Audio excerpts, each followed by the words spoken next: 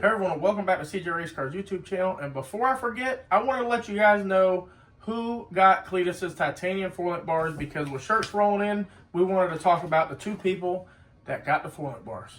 One of them is Chad Stone from Franklin, North Carolina. Thank you, Chad, for getting a shirt, and you'll have a titanium four-link bar heading your way here very shortly. The other one is Don Hendricks from Lake Orion, Michigan. Thank you, Don Hendricks, for buying a t-shirt, and you will have a titanium four-link bar heading your way also. Thanks to everyone who bought shirts. You guys are helping us greatly continue to do what we're doing, and it means a lot to us. So thanks again for that. Shirts will start going out really soon, and we have some big news coming, and probably in the next 3 to 4 weeks. I think everyone will like it. But let's talk about something else. I'm sure most of you have seen this. Cletus announced the Freedom 500 in the driver's list, and somehow I ended up on there. I'm going to be honest, I'm not really sure how, but I am glad that I'm on there. It's going to be a blast racing against NASCAR drivers, Travis Pastrana, Cletus, Zach, Ty, James, George.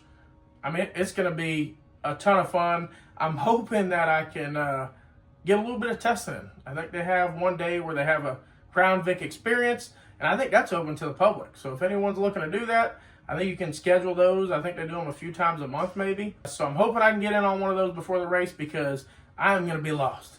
Cletus and Zach and NASCAR drivers, I mean, I could barely drive cream puffs. So I probably need some practice turning left.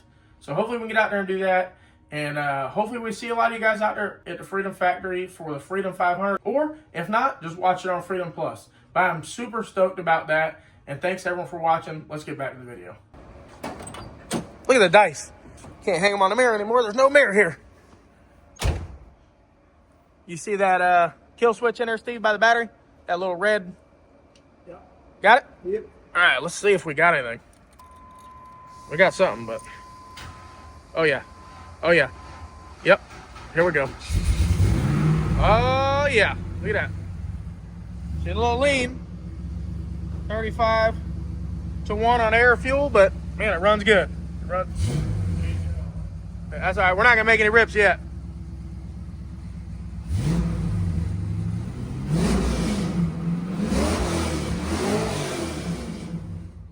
Whoosh. Goodness gracious. She just wants to go. Oh, now look at that. Now it's crispy. Put her in gear. She's good to go. All right. I gotta remember I don't think we got to park, so we gotta put the brakes on. No wonder it was so hard to back up.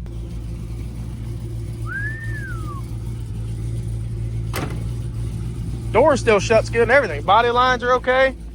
Trim's a little rough down there on the bottom, but first road trip. See if it'll make it 130 miles. If it does, we're definitely gonna try to get on Cletus's drag week thing. If this thing will make it 130 miles, I think it deserves to be on the budget drag race deal. We'll have to see.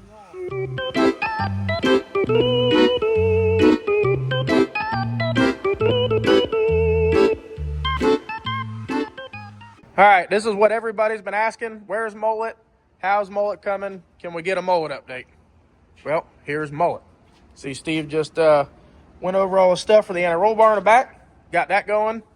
We got the upper frame rails. I think it's been a while since you guys have seen it. Probably on Cletus's last video, it had just the other frame rail in. Maybe this one. Not 100% sure. He came here to fit in the seat, make sure he fits, which if you watch the Eagle videos, you know it's tough to get Cletus in one of these things.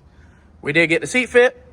We notched it the same as we did on Eagle, and we'll get that all carbon in. But you see, Danny's got the seat frame all finished up around there.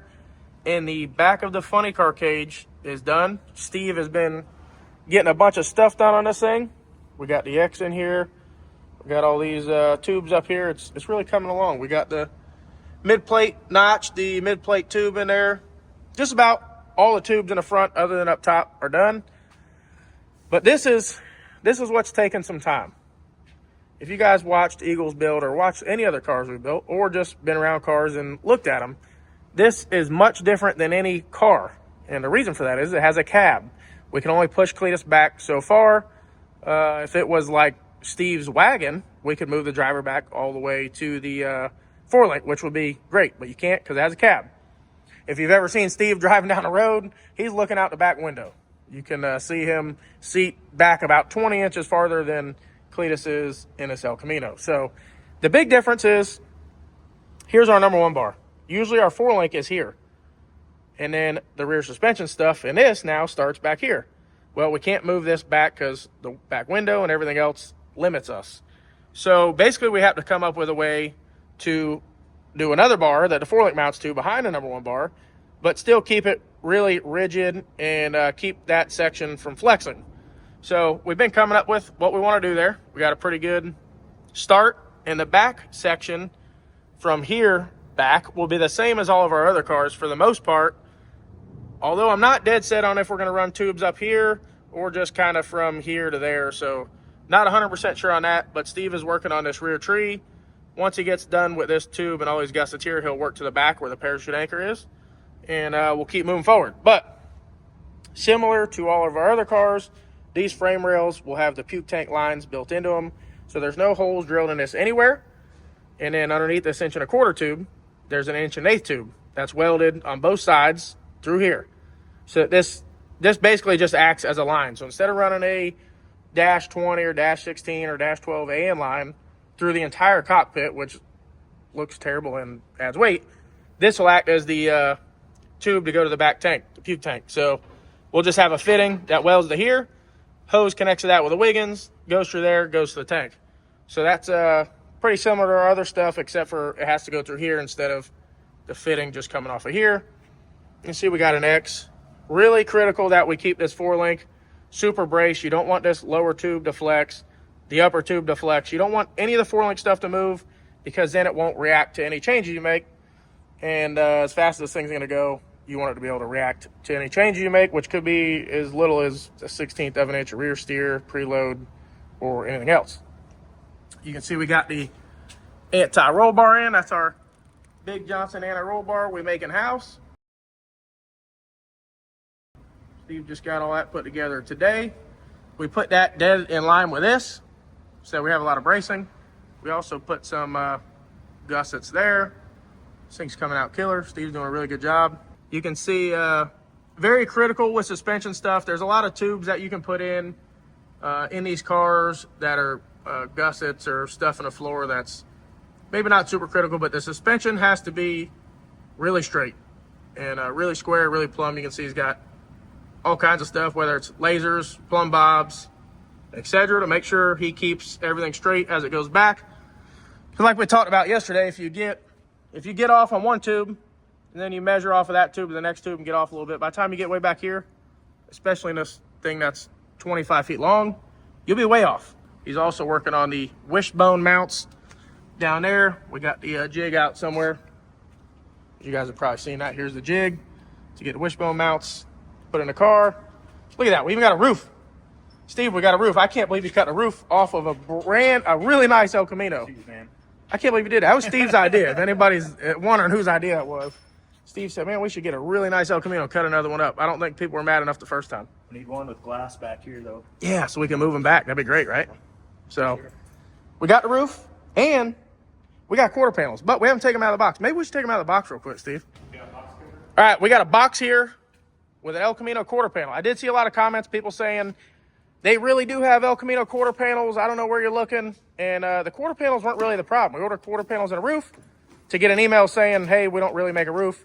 So we just kind of canceled everything. But we do have quarter panels. We haven't unboxed them, and I'm really hoping they're right. I mean, that looks right to me. Taylor, that look right? What you think? It looks right to me. It'll work till it don't. It'll work till it don't.